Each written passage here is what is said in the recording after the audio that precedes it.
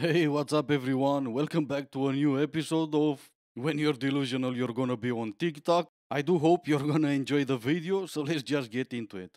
What's the biggest ick a guy's ever given you? When they're ordering food at a restaurant, it just like shut up. Like I can't. Really? Like shut up. It's like I don't know why, but it's so unattractive to me. It just icks me out. Let me order for you. Starve! Don't eat!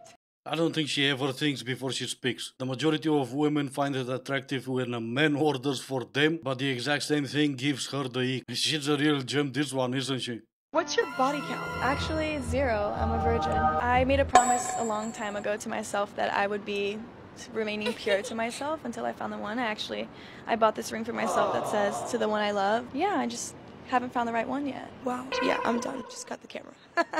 See? That's how easy she lies. Or who knows, I can be wrong. I'll let you be the judge of that.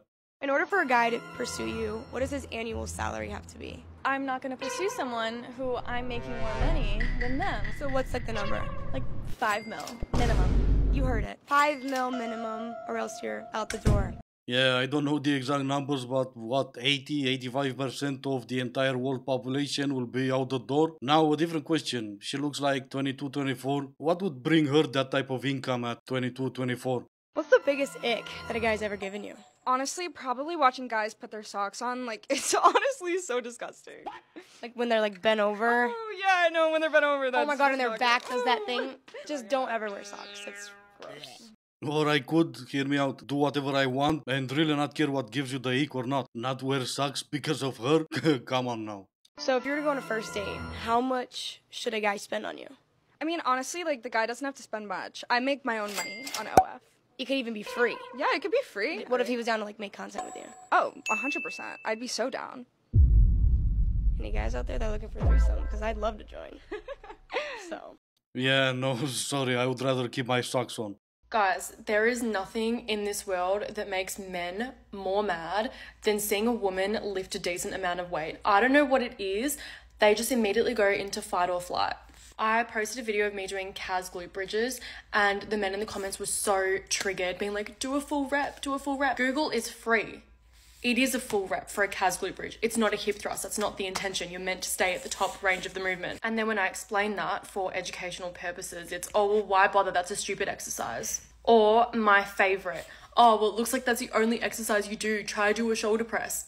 I do those as well. I guess this is just an awareness post that roid rage is a real thing. And if you're struggling with it and you are cussing women out in their comment section, please get some help and maybe do a little bit of work on yourself. No, I don't have to. A while back I posted a video with an entire gym cheering for the one who was pushing herself over the limit. So no, men or people in general don't have a problem with you lifting whatever. Maybe they do have a problem with you trying to act like an online training coach, or it might come down to having a problem with your patronizing tone or your personality. I slept with, it was like 10 minutes, right? So it has been decided by millions of women that if he cannot get you off, he no longer counts in your body count. All due respect, no judgment, whatever you do with your body does not affect me. But if body count doesn't matter to you, you shouldn't have a problem saying what the body count is. Body count doesn't matter to you, you shouldn't have any shame with that number. Because at the end of the day, that's just lying and manipulation. And if you asked a man who he slept with and he says whatever partner didn't count for whatever reason he made up in his mind, justify that lie, you probably wouldn't like finding that out later on. If you're in a relationship with a guy and you found out like 5 years down the line, oh yeah, no, I actually slept with her, but it didn't count for whatever reason he said. You'd be a little ticked off, I'd be guessing, right? So like, I don't think it's a wild concept. If you slept with someone, you slept with someone. And also, if you're saying a smaller number because you think that'll make them like you more or you think that'll make them not judge you, that's just then manipulation, literally at its core. I think she hit the nail on the head right at the beginning. If you're not ashamed with that number, why are you trying to hide it? Why are you looking for excuses to go from 100 to 50? This is something you'll never hear a man using as an excuse. Oh yeah, I used protection, so it doesn't count. You've tried to shame men for accepting you for who you are, for no matter how high your body count is. What happened? You realize it's not working? You are so proud of that number up until this point. Own it. It will still make zero difference if you lie about that number or not. Your actions and how you conduct yourself will tell that man that you're with that you're lying. Own it. Be proud of who you are. That was the whole point, wasn't it? Let me teach you something, Patricia. You know how they always make comparisons and correlate men and women to the animal kingdom, like men are dogs and women are cats? Do you know if you're a cat owner and you pass away in your home within just a few hours, your cat will actually start eating on you, starting with your nose, and if it has enough time, it'll eventually eat your entire face off. You know why? Because cats are only loyal if you're feeding them and you're paying them attention. The second that stops, so does their loyalty. Now, a dog owner, on the other hand, when they pass away, the dog will literally lay beside them and starve to death in grief before it takes a single bite out of its owner. You know why? Because a dog is innately loyal. And I believe this is a very accurate comparison because I was married for 13 years and I fell out of love with my wife halfway through that marriage, which means I spent the other half staying loyal with a woman that I didn't even love and want to be with. Now, do you know what my reward was for being loyal for 13 years?